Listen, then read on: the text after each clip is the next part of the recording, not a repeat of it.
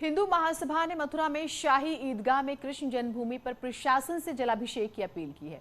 हिंदू महासभा ने प्रशासन को चेतावनी दी है कि अगर 10 दिसंबर को असली जन्मभूमि पर जलाभिषेक नहीं किया गया तो वो देशव्यापी आंदोलन करेंगे। हिंदू महासभा की ओर से मथुरा प्रशासन को ईमेल के जरिए अनुमति मांगी गई है। इससे पहले हिंदू महासभा ने 6 दिसंबर को शाही ईदगाह में जलाभिषेक की अनुमति मांगी थी, लेकिन प्रशासन की ओर से धारा 144 लगा दी गई थी ताकि किसी तरह से माहौल खराब ना हो। लेकिन अब 6 की जगह 10 तारीख का जिक्र हो रहा है। 10 दिसंबर को जलाभिषेक करें, ये एक मेल हम आपको दिखा रहे हैं, जो लेटर लिखा गया है, मेल किया गया है जिसे, और अब प्रशासन से मांग की गई है। तो हिंदू महासभा ने प्रशासन को मेल किया है, मथुरा प्रशासन को।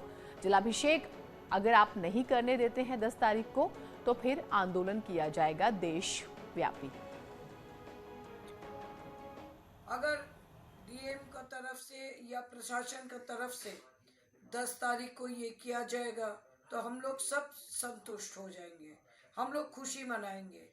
लेकिन अगर नहीं किया जाए तो हमने डीएम ऑफिस को ये लिखे हैं कि अखिल भारत हिंदू महासभा सारा देशव्यापी आंदोलन में उतर जाएंगे और वो एक भयानक स्थिति हो सकता है।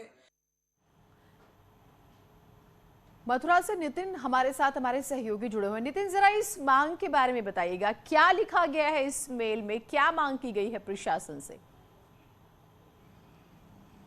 जी देखिए, हिंदू महासभा जो की राष्ट्रीय अध्यक्षा हैं राश्री चौधरी, उन्होंने ऐलान किया था कि 6 दिसंबर को वो शाही ईदगाह परिसर में, जहां असली जन्मभूमि जिसको वो कहती हैं, उस पर वो भगवान श्री कृष्ण का जलाभिषेक करना चाहती हैं।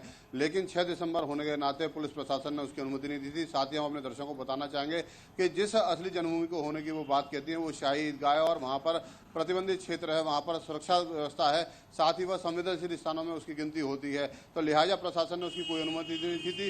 प्रशासन ने उनको धारा 144 लगाकर कोई अनुमति न देने के बाद जो हिंदू महासभा थी उसने दिल्ली के जंतर मंतर पर इस कार्यक्रम को किया था। और उसके बाद जैसे ही 6 दिसंबर निकले, 7 दिसंबर को राश्री चौधरी ने एक बार फिर एक ट्वीट किया और उन्होंने ऐलान किया कि वो 10 दिसंबर को 10 मिनट के लिए इस जो असली जन्मभूमि है वहाँ पर वो जलाभिषेक वो करना चाहती हैं, आरती करना चाहती हैं। और अगर ऐसा नहीं करने दिया गया जिला प्रशासन की ओर से तो देशव्यापी आंदोलन होगा। राश्री चौधरी का ये भी कहना है कि क्योंकि 6 दिसंबर को जो जन्मभूमि है उस पर उन्होंने अभिषेक का मांगा था, तो प्रशासन ने जो अनुमति नहीं दी, उसके चलते जो करोड़ों भक्त हैं कृष्ण के, उनकी आस्था को ठेस पहुंची है। और अगर 10 मिनट की अनुमति प्रशासन दे देता है तो जो कृष्ण को ठेस पहुंची है, उनके भक्तों को जो ठेस पहुंची है, उसकी पूर्ति हो सकती है। तो लिहाजा एक बार फिर राश्री चौधरी के ऐलान के बाद जो है माहौल गर्मा गया है। प्रशासन एक तरफ उसकी तैयारियों को करने में जुटा हुआ है कि आखिर किस तरीके से वो राश्री चौधरी को मना पाता है या फिर सुरक्षा व्यवस्था। अब क्योंकि 10 तारीख की इजाजत है तो प्रशासन क्या उस मेल पर जवाब देता है, उसका इंतजार करना होगा।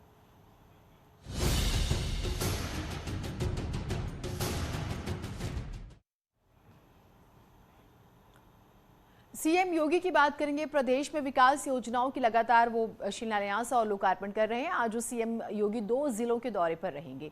सबसे पहले दोपहर 12 बजे कान्हा की नगरी मथुरा जाएंगे, जहां 201 करोड़ रुपए जो है और 196 जो योजनाएं हैं उसका लोकार्पण और शिलान्यास करेंगे। खबर यह भी है कि सीएम योगी मथुरा से बीजेपी की रथ यात्रा को हरी झंडी दिखाकर रवाना करेंगे। इस मौके पर प्रदेश ऊर्जा मंत्री श्रीकांत शर्मा और मथुरा की सांसद हेमा मालिनी मौजूद रहेंगी। और उसके बाद मुख्यमंत्री जो हैं दोपहर 2 बजे शाहजहांपुर के दौरे पर रहेंगे, क्योंकि 18 दिसंबर को पीएम मोदी की एक जनसभा होने वाली है। तो इसको लेकर क्या तैयारियां हुई हैं इसका वो जायजा लेंगे, क्योंकि प्रधानमंत्री जो है गंगा एक्सप्रेसवे का उद्घाटन करेंगे।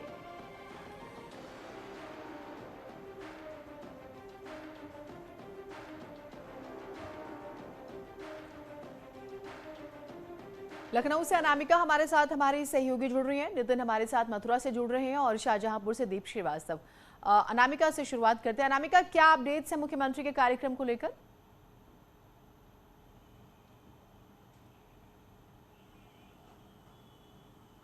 का मथुरा में होगा और मथुरा सेंसिटिव इसलिए भी क्योंकि पिछले दिनों जिस तरीके से डिप्टी सीएम केशव मौर्य की ओर से ये नारा दिया गया था कि राम मंदिर के बाद अब काशी मथुरा की बारी है, उसके बाद पूरे मथुरा में हमने देखा था कि अलर्ट किया गया था। इसके अलावा बहुत सेंसिटिव माहौल वहां पे बना हुआ है।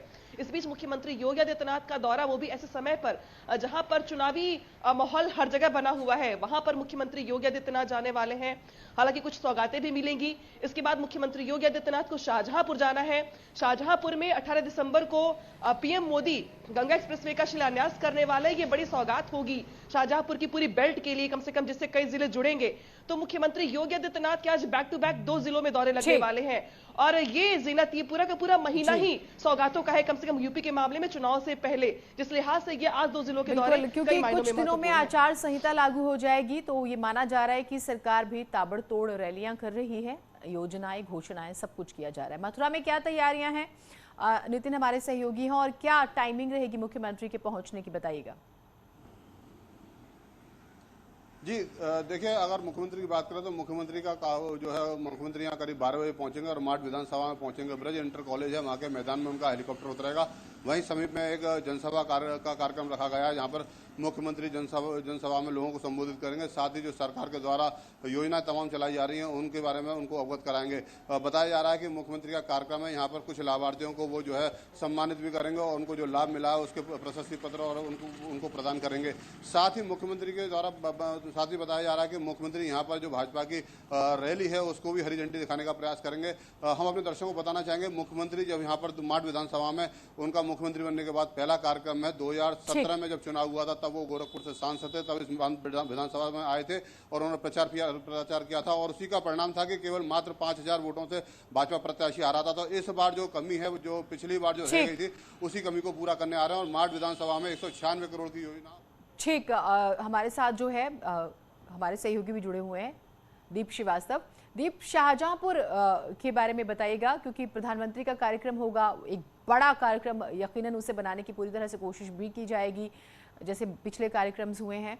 तो क्या तैयारियां हैं, मुख्यमंत्री कब तक वहां पर पहुंचेंगे, क्योंकि वो जायजा लेंगे इस पूरे कार्यक्रम की, क्या तैयारियां हो रही हैं इस चीज़ का? देखिए, ये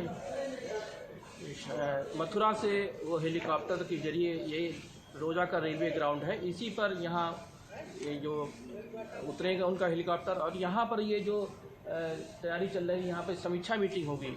करीब 2 बजे यहाँ आएंगे और जितने भी अधिकारी हैं, उनके जो मंत्री हैं और मंत्री सुरेश खन्ना मौजूद रहेंगे। समीक्षा मीटिंग होगी क्योंकि यहाँ पर 18 दिसंबर को यहाँ पर पीएम मोदी की रैली होने वाली है और उसको विहंगम रूप देना है और गंगा एक्सप्रेस का शिलान्यास होना है, क्योंकि ये बहुत बड़ी सौगात है यूपी के लिए। बिल्कुल बड़ी सौगातें उत्तर प्रदेश को मिल रही है। आप तीनों का बहुत शुक्रिया तमाम जानकारियों के लिए। और बहुत आप देख भी रहे हैं कि आने वाले समय में कभी भी आचार संहिता लागू हो सकती है। कांग्रेस महासचिव और यूपी की प्रभारी प्रियंका गांधी ने कहा है कि महिलाओं के लिए घोषणा पत्र जारी होगा। चुनावी रणनीति और उम्मीदवारों को लेकर बैठकें हुई हैं। विधानसभा चुनाव की हर स्तर पर तैयारी चल रही है। अखिलेश यादव के कांग्रेस को 0 सीटें मिलने वाले बयान पर प्रियंका ने कहा कि जो होगा वो देखा जाएगा।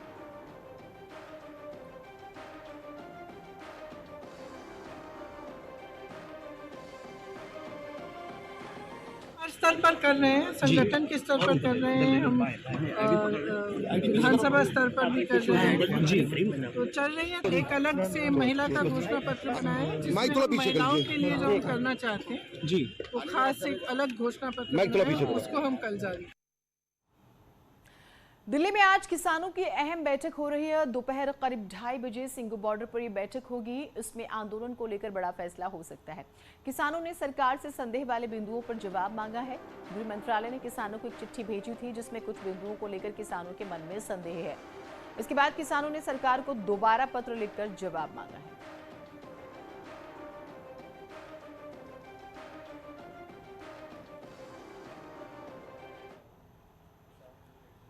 वाराणसी में पीएम मोदी का dream project Kashi Vishwanath corridor पूरा हो गया है। दिन के उजाले में खूबसूरत दिखने वाला ये कॉरिडोर रात के अंधेरे में अपनी खूबसूरती और ज्यादा बिखेर रहा है।